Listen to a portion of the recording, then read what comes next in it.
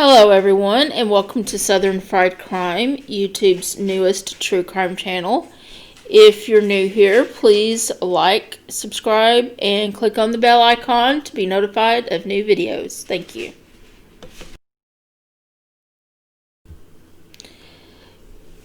In today's case, we're going to be talking about the murder of a young girl committed by a young boy. This murder was committed for one of the most senseless reasons imaginable, over a Nintendo game. So get yourself a little something to eat and drink, sit back, and I'll tell you about the murder of little Jessica Carr at the hands of her young killer, Cameron Kocher.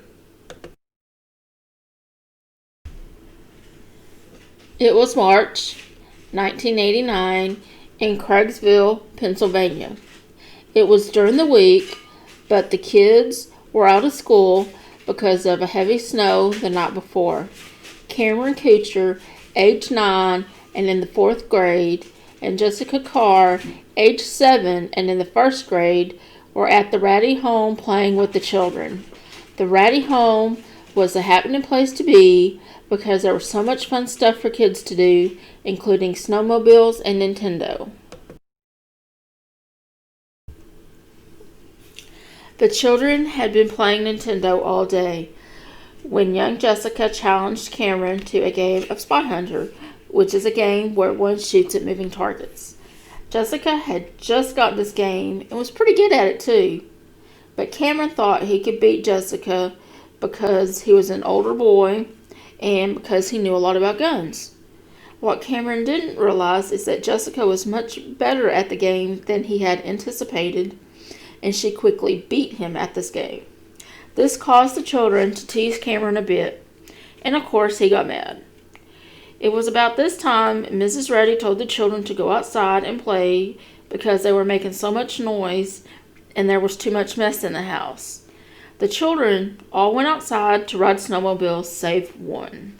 Cameron sulked back to his house to stew on his loss at the hands of a girl and to boil at the teasing he had endured from the other children.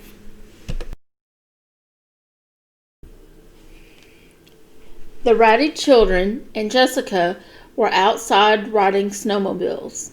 Jessica was riding on the back of a snowmobile driven by one of the older Ratty daughters.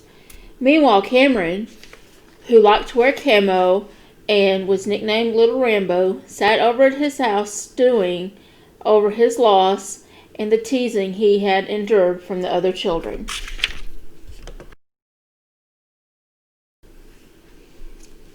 After a little while, Cameron went upstairs to his parents' bedroom. There he found the key for the gun cabinet.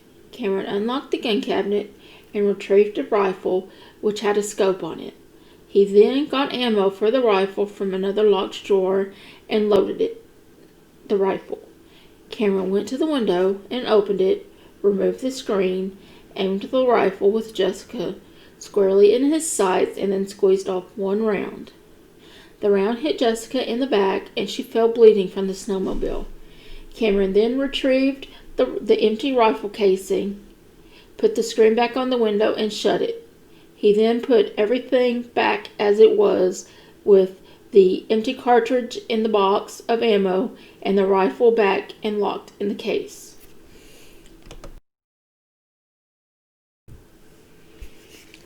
The phone rang at Cameron's house, and Mr. Ratty told Cameron to come back over to their home because Jessica had been shot and he was afraid that there was a sniper taking out the kids. Which, really, that's a smart move. You think there's a gunman, and you're going to call and have this little boy come back over to your house. Smart move, man. When Cameron got back over to the Ratty home, Mrs. Ratty was giving Jessica first aid, and the children were crying and praying over Jessica. Cameron walked over to where everyone was gathering. He looked at the crying children and said, "If you don't think about it, you won't be sad." Then he went and sat down in front of the Nintendo and started to play. Mr. Ratty noticed that Cameron had a crescent-shaped cut on his forehead. When he asked Cameron what happened to his forehead, He told Mr. Ratty that he had been making a peanut butter sandwich and the dog jumped on him, which startled him, and he cut his forehead with a knife. Obviously, with the death of Jessica, Cameron's story went over Mr. Ratty's head. Later in the evening, Mrs. Kocher noticed one of the rifles in the gun safe was out of place, so she called over to the Ratty home and asked for one of the state troopers investigating the case of the shooting of Jessica to come over to their home. The state trooper came over to look at the gun cabinet and see the gun, which was out of place. The state trooper questioned Cameron about what happened to his forehead, and Cameron gave different stories about what happened. First, he told the state trooper he was asleep when the shooting occurred, and he also told the same story about making a sandwich and the dog jumping on him. The state trooper took Cameron's father aside and told him he needed to have a man-to-man talk with Cameron about what happened, and he needed to fess up if he had done something.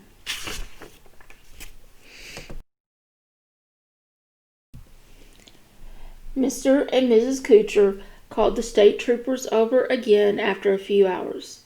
Mr. Kocher pointed to some blood on the scope of the rifle, while Mrs. Kocher pointed to some blood on Cameron's pillow. Cameron finally admitted he took the gun out of the case and loaded it, but said it was an accident, that the gun discharged as he was playing like he was a hunter. He said he was pointing at birds and the gun accidentally discharged, killing Jessica.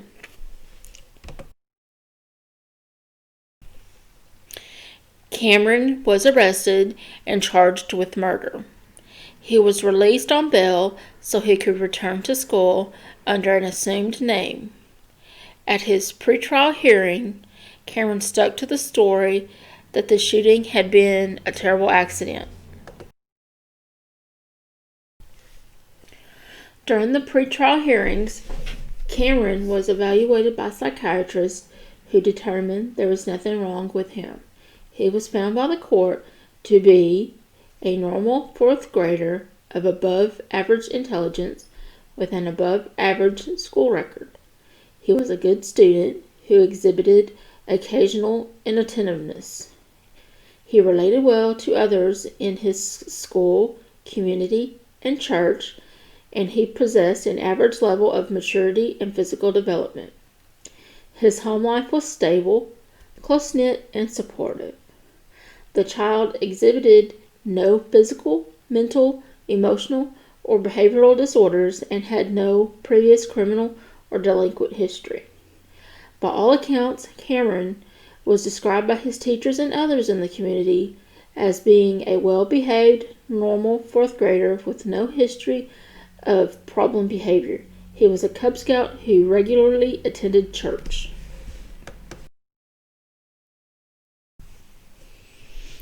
Three years later, through a plea bargain, he was convicted of misdemeanor involuntary manslaughter and was sentenced to probation until he was 21 years old, with no jail time, and he would have no permanent record because this charge would be expunged.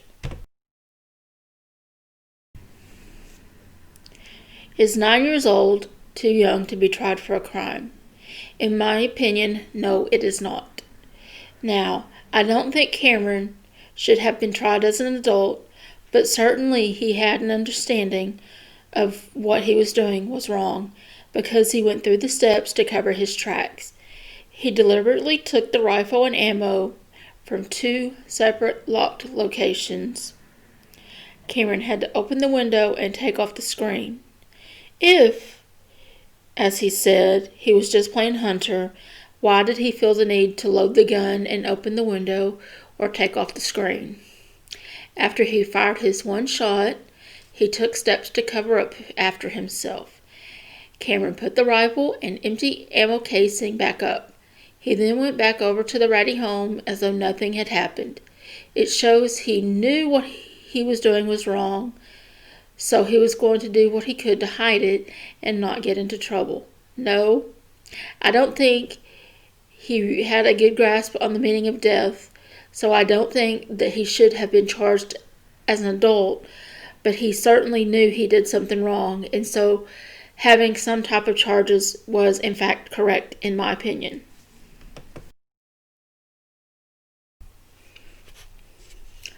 Although I don't totally agree with the punishment Cameron received, whatever they did worked, because so far Cameron has never been in any more trouble since the 1989 murder of Jessica Carr. And I would say that that's one of the most positive things to come out of this tragedy. Also, I'd like to say that I personally admire the courage of his parents to turn their son in, because I can imagine that was not an easy thing for Mr. or Mrs. Kocher to do. Thank you for listening to the story of Jessica Carr and her tragic death. Please like and subscribe for more true crime content. I welcome all comments and differences of opinion, as long as everybody is respectful to one another in the comments. Thank you. Bye-bye for now.